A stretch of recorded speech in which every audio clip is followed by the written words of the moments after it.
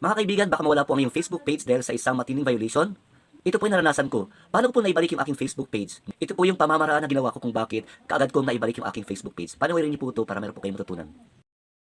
Una niyo pong gagawin ay i-click niyo po ang Facebook apps. Tapos meron po kayong makita ng tatlong lines sa taas. I-click niyo po yan. Tapos kayo po ay mag-scroll up kasi meron po kayong hahanapin at yun ay ang settings and privacy. I-click niyo po yung settings and privacy. Then after that, i-click niyo po yung settings. Ayan. Tapos mag-scroll up din po kayo. Hanapin niyo po ang pages. Ayan. Pages po ang hanapin niyo dyan. Tapos i-click niyo po siya. Ayan, click po. Pagkatapos po niyan, reactivate your pages. View. Yan, pinutin yung view. Tapos after that, pinutin niyo po yung reactivate. Pagkatapos po niyan, madidirect niyo po kayo sa inyong page. Ayan, sobrang saya ko mga kaibigan nung makita ko ulit ang aking page. Akala ko nawala na po siya.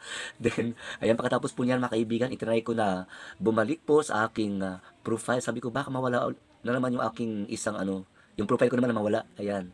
Tapos, i-click ko po mga kaibigan yan. Picture ko sa aking profile. Ay, buti lang po at nandiyan pa mga kaibigan. Kaya sobrang kong papasalamat kay Meta na naibalik po yung aking page na talagang pinaghirapan ko. And mga kaibigan, yan na po ang aking Sir Jess Vlog. Ay, sana po meron kayong natutunan sa tutorial na ito.